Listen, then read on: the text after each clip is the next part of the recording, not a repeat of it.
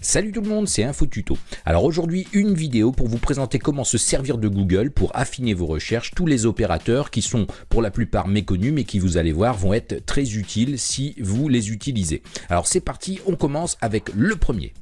La première astuce, ce sera par exemple ici de rechercher une expression exacte. On peut voir ici que je recherche Avast Antivirus 2005 et évidemment je retombe sur l'Avast Antivirus 2018-2017. Alors comment faire? L'astuce toute simple, vous utilisez ici le double guillemet entre les champs de recherche, vous validez et là, miracle, vous n'avez exclusivement les retours que sur Avast Antivirus 2005 et ici vous pouvez voir Antivirus, alors c'est 2015 mais il parle ici d'Avast Antivirus 2005.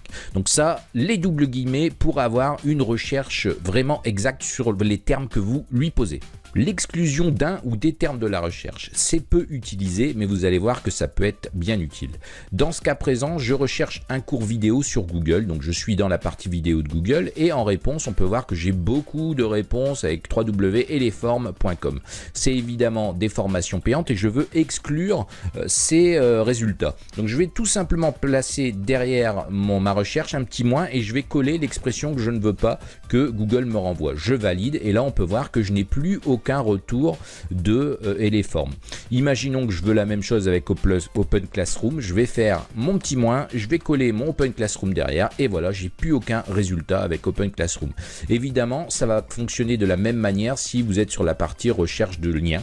Il suffira de faire un petit moins pour exclure les termes de votre recherche. L'opérateur FillType va être très intéressant. Imaginons ici que je fais une recherche sur Windows 10 et que je cherche du PDF. Évidemment, c'est la jungle, j'ai beaucoup de liens qui sortent. Je vais utiliser l'opérateur FillType, deux points, et là je vais mettre l'extension PDF derrière. Et magie, j'ai tous les résultats ici qui sortent en PDF uniquement avec des fichiers évidemment qui vont être récupérables. Deux autres opérateurs de recherche qui vont être intéressants, c'est l'opérateur OR qui se traduit par ou AND, A-N-D, qui se traduit par et. Alors, ici, si je fais une recherche entre Microsoft et Linux et que je rajoute l'opérateur OR au milieu, attention, il se met en majuscule, sinon ça ne fonctionne pas.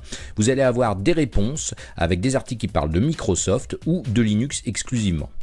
Si jamais je remplace cet opérateur OR par AND, toujours en majuscule, AND, je vais avoir des réponses avec Linux et Microsoft dans le même article. Donc ça, c'est des opérateurs de recherche qui peuvent être très intéressants, OR et AND. Google va aussi pouvoir nous rendre des services qui vont par exemple être la météo. Si je veux connaître la météo qu'il fera à Lille ou qu'il fait à Lille, je tape météo Lille, le mot-clé météo est derrière la ville et automatiquement ici j'ai les prévisions. Ça ne va pas s'arrêter là, on va pouvoir aussi effectuer directement des calculs. Par exemple ici 555 x 888, je vais avoir la réponse qui s'ouvre dans la calculatrice et je vais pouvoir créer d'autres calculs. Je vais pouvoir faire des conversions, par exemple ici combien font 17 pouces en centimètres. J'ai ici la possibilité de récupérer le résultat. Ça marcherait aussi par exemple avec 1500 $ en euros. Voilà. Et on va pouvoir faire beaucoup de choses avec ces choses-là. C'est quand même assez utile. Ça nous évite d'aller chercher des convertisseurs en ligne ou tout simplement une calculatrice. Parmi les fonctionnalités insolites de Google, vous avez la possibilité ici de taper Zerg Rush. Et si vous validez, vous allez voir qu'on va se faire attaquer par les hauts et de Google qui vont manger la page. Donc je les laisse, je vais accélérer un petit peu pour que vous voyez ce que ça donne.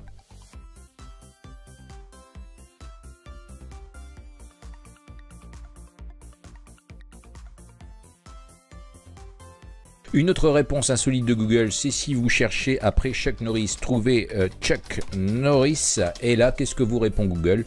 Google ne recherche pas Chuck Norris car il sait que personne ne peut trouver Chuck Norris, c'est lui qui vous trouvera. Suggestion, courez avant qu'il ne vous trouve. Voilà, petite blague, un petit clin d'œil à la blague Chuck Norris. J'ai aussi entendu dire que t'avais été mordu par un cobra royal. Oui, c'est vrai, oui. Mais après 9 jours d'atroces souffrances, il a fini par mourir. Alors comme chez Google ils sont sympas, imaginons que vous êtes au travail, que vous n'avez pas de jeu sur votre machine, et vous avez 10 minutes à tuer, qu'est-ce que vous faites? Vous vous rendez ici sur le site google.com, j'insiste sur le .com parce que en FR ça marche pas, et images. Vous arrivez donc sur l'invite ici de Google Images et vous recherchez Atari Breakout qu'on peut retrouver ici. Et là, qu'est-ce qui va se passer? Vous avez la recherche sur ces vignettes images et tout se transforme et vous pouvez maintenant jouer à votre jeu. Ici, un petit casse-brique Breakout.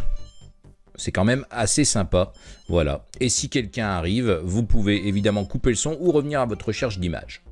Alors avant de se quitter, encore quelques petites choses qui servent à rien mais qui font du bien. On commence par AskEw, donc A-S-K-E-W, et ça se traduit littéralement par de travers, d'ailleurs ça s'écrit, et on peut voir que ma page est de travers.